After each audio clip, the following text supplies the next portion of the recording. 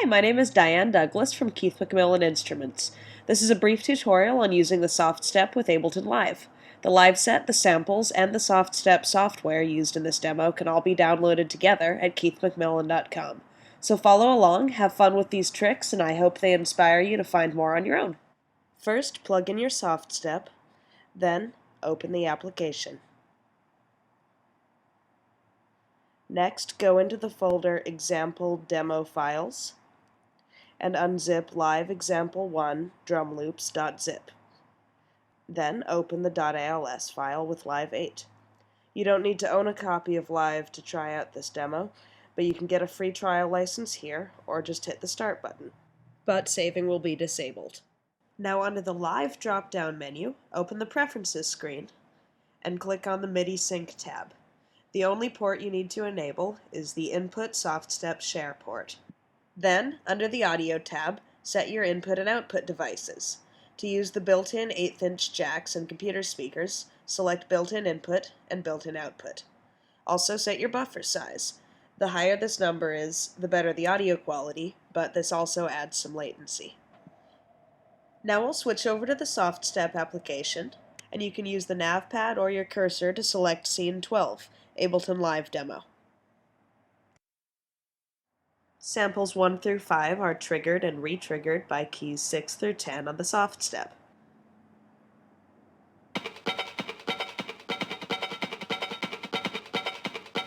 At first glance, it might look like there's some latency, but actually Live is set up to wait until the end of the current bar before it changes to the next sample. This can be very helpful. By pressing up or forward on key 4, I'm incrementing the wet-dry knob on the delay.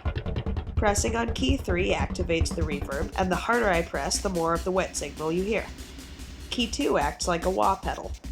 Stepping on it activates the autofilter, and the harder I press, the higher the frequency.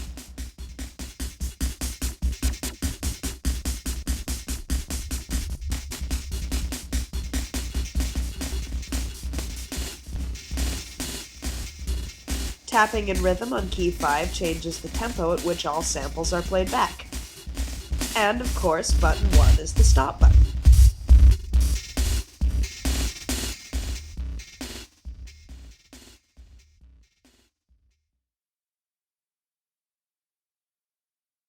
The easiest way to trigger a sample in Live is to assign it to a note number the same way you would with a keyboard or a sampler.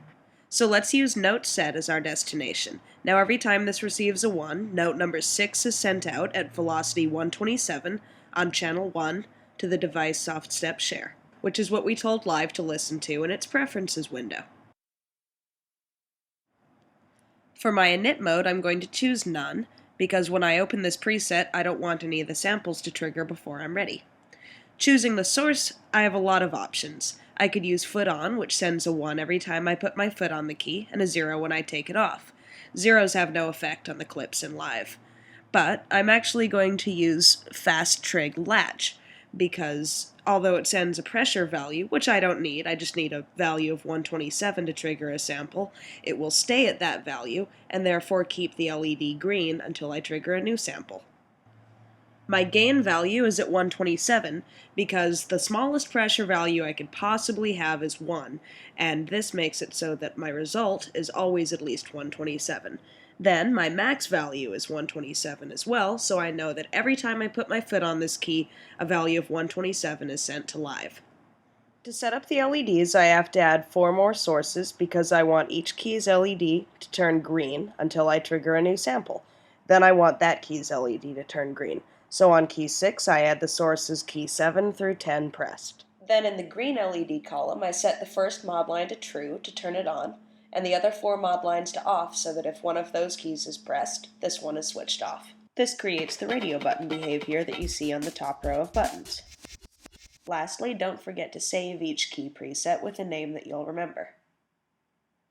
To assign these keys in Live, click on the MIDI map mode switch. This view shows all current assignments, and anything highlighted blue can be assigned to a MIDI function and mapped to a SoftStep key. Now say I hadn't already assigned key 6. I would click on the samples clip slot and then press key 6. When you're done editing the MIDI map, just click the MIDI switch again to exit, and Live will remember what you sent it.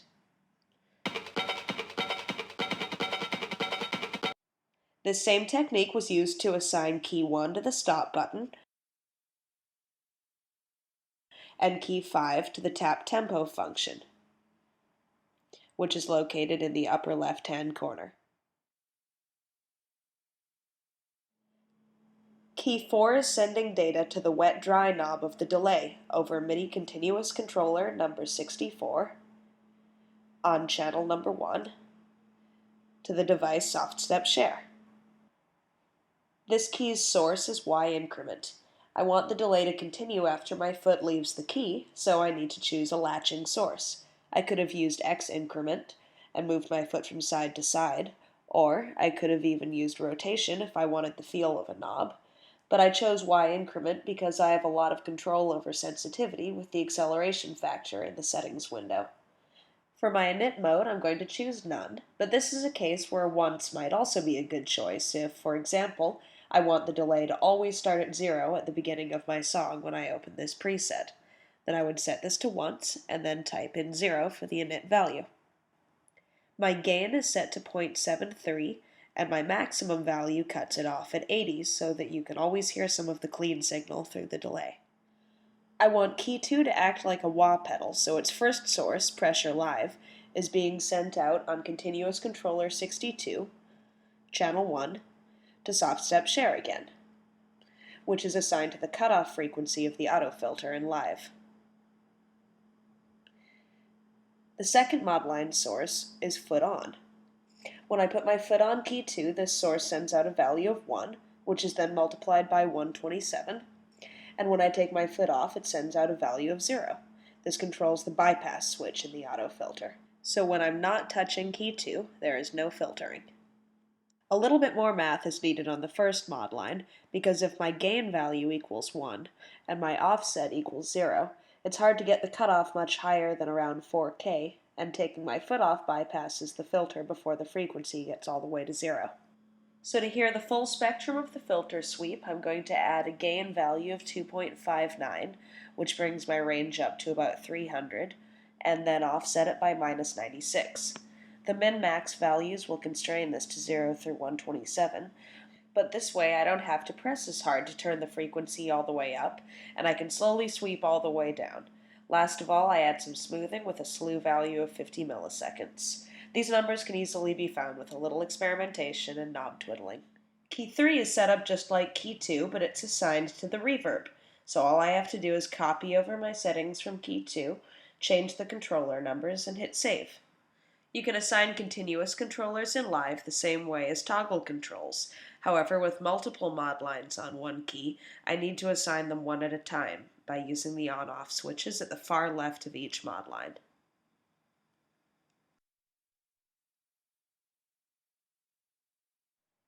Now that we have all of our keys assigned, we can have some fun. Say that I decide key 2 controlling the filter just isn't enough. I'm going to drag and drop into return track A, an overdrive, and a ping pong delay.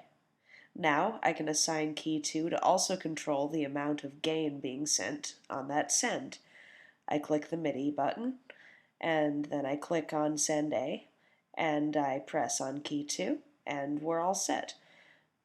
I can also impose a separate limit on the live end of things by dragging on this number box to make sure it isn't too loud.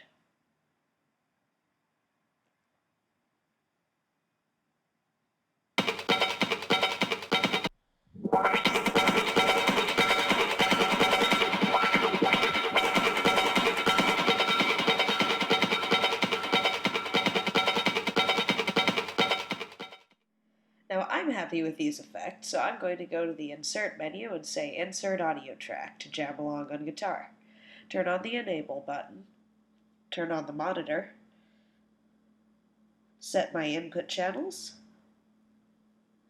and then assign my key 1 to not only the stop button, but the record button on this clip slot. So all I have to do is hit one key to queue up all my samples and start recording my guitar. Then I just enable the global record button, and I'm all ready.